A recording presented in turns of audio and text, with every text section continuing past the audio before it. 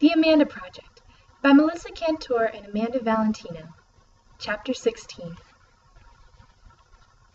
Hal stood up. How could she live with her father's parents when they were killed in a car crash on her 6th birthday? I took a step toward him and raised my voice a little, like volume was the thing that was going to convince him.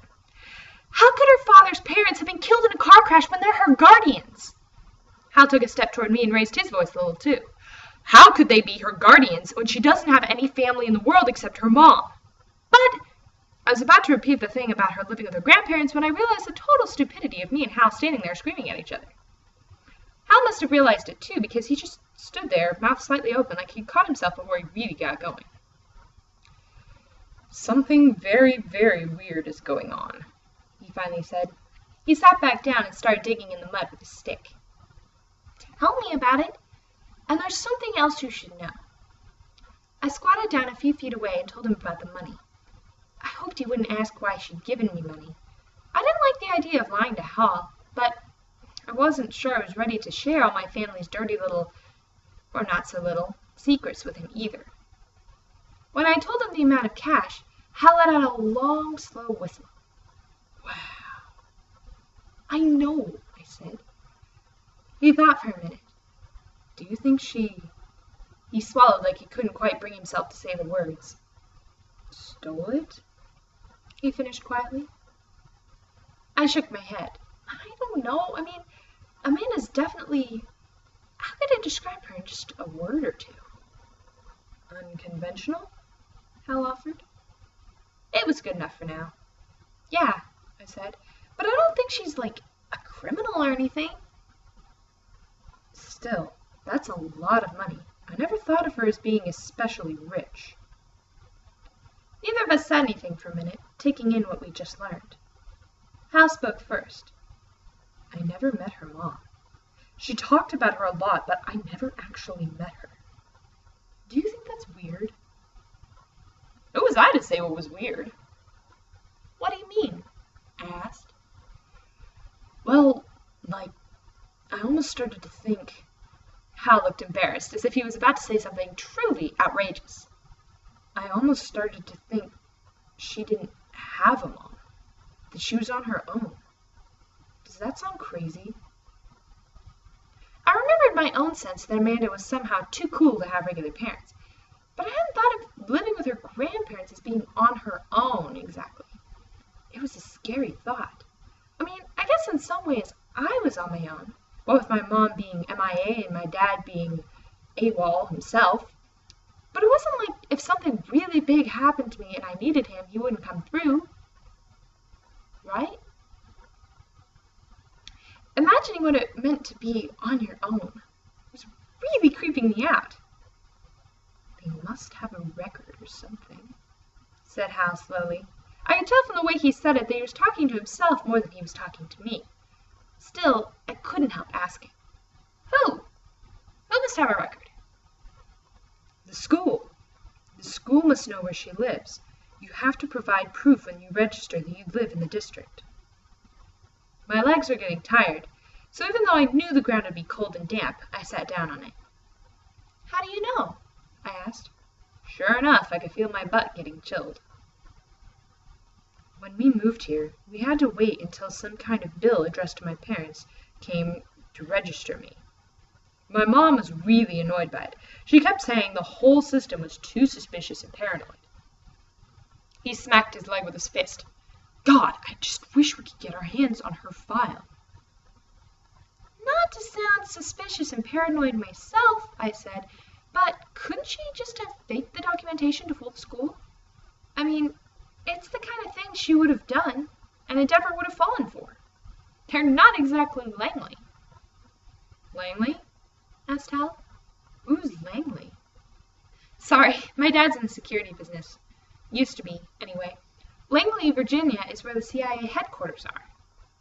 Got it, said Hal.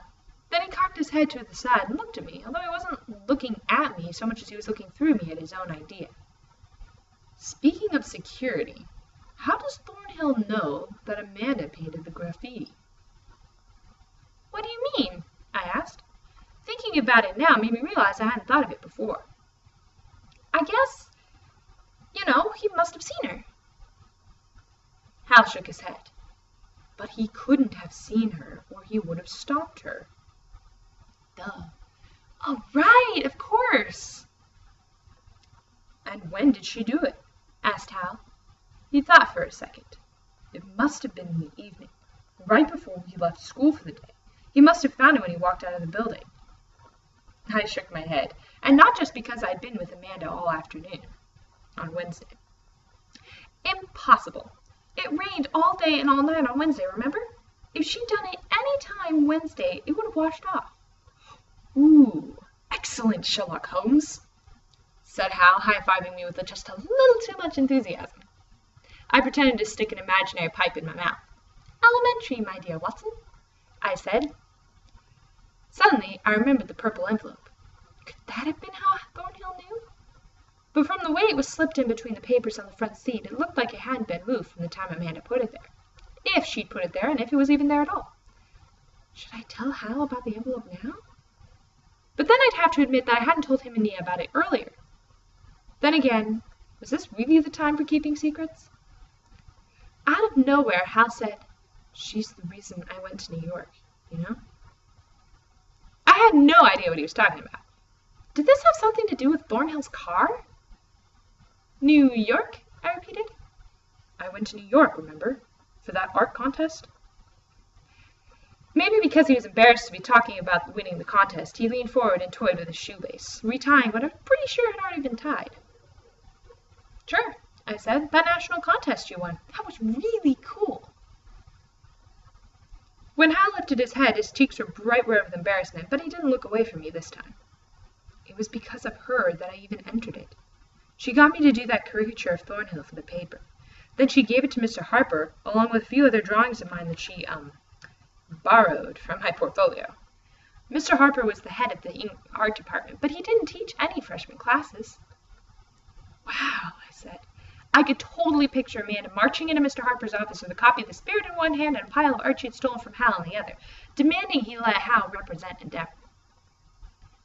Hal was looking off into space, almost like he wasn't talking to me anymore, but thinking out loud.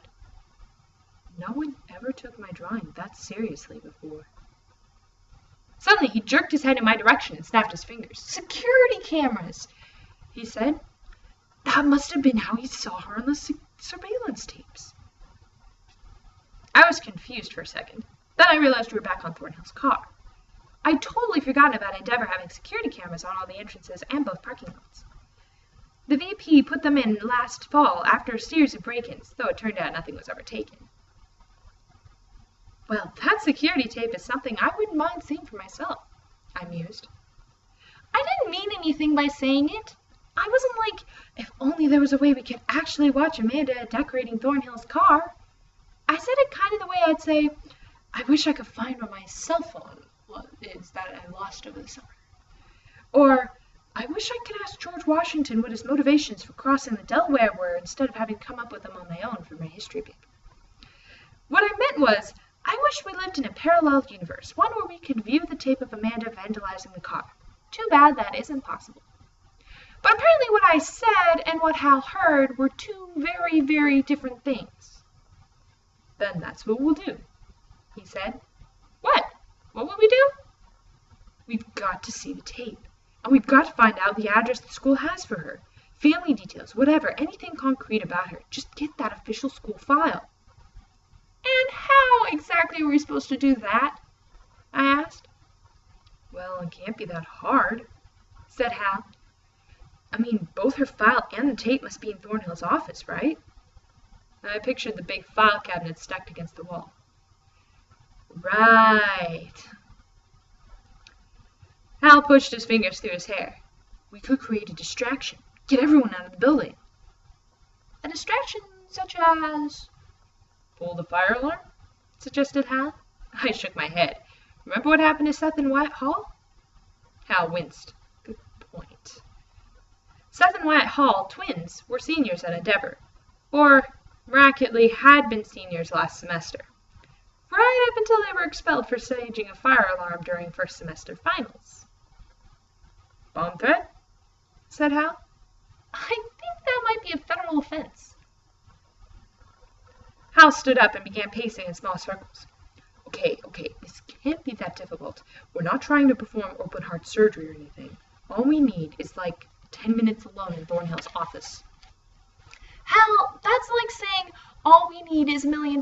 It's not really kind of an all situation. Oh, okay. Hal suddenly stopped his pacing. We're being stupid. Tomorrow we're going to be in the building. It's a Saturday morning. The whole place is going to be deserted. We're talking about the perfect opportunity. Being in the building and being in Thornhill's office are two different things, I said, stating the obvious. I mean, even assuming we could get into Thornhill's office from wherever having detention without anyone seeing us, we still have to get into the office. We could pick the lock. They do it all the time in the movies. I think you just need a credit card and one of those, one of those hair thingamabobbies. It's called a bobby pin. Have you ever tried to pick a lock? I said. Not exactly. Let's just say it's not as easy as it looks in the movies. Years ago when my parents were redoing the kitchen, one of the workmen hadn't realized we don't lock the front door and had locked it from the inside before leaving for the day. I'd had the brilliant just pick the lock idea too. Only about 10 hours into my attempt, I accepted you can't believe everything you see on TV, and I gave up, climbing the apple tree that's outside my room and getting into the house through my open window instead. Oh, said Hal. He plopped back down on his rock again. I felt bad about shooting down each of his plans without offering one of my own, but I wasn't exactly an expert at breaking and entering. I tried to think of anything my father had told me from his security days. What if we stole his keys? Tomorrow while we're in detention. You could distract him while I get his keys. How exactly I was going to get his keys wasn't really clear to me, but Hal looked cheerier than he had before I started talking, so I kept going. Actually, just making up a plan, even one I knew would be impossible to execute, was kind of exciting. I stood up. And don't they make keys at that hardware store next to Sal's Pizza? I closed my eyes, picturing the 3 stores that made up a mini-strip mall less than a mile from Endeavor. Could one of us get there and back in time that Thornhill would believe we'd just gone to the bathroom or get something from our locker? We could steal the keys, bring them to the locksmith, and get them copied.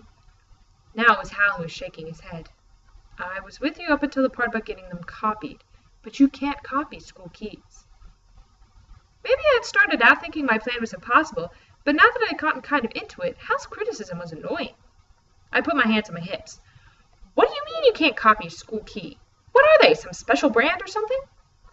The key to my dad's new truck had this really fat top, and if you lost it, you could only get a new one from the manufacturer. But I'd never noticed anything special about the keys to the school.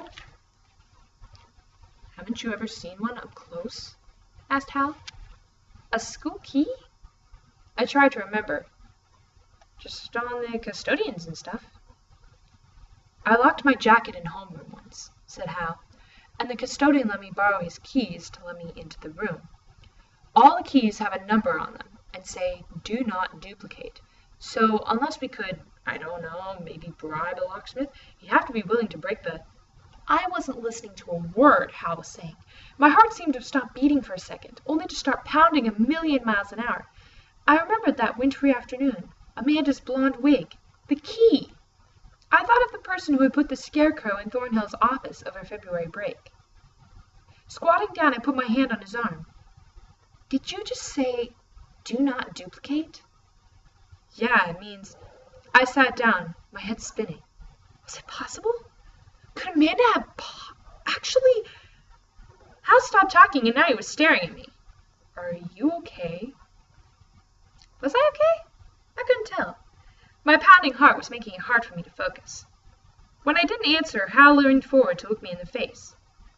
Seriously, Callie, are you okay? I finally met his eyes. I think I know how we're going to get into Thornhill's office.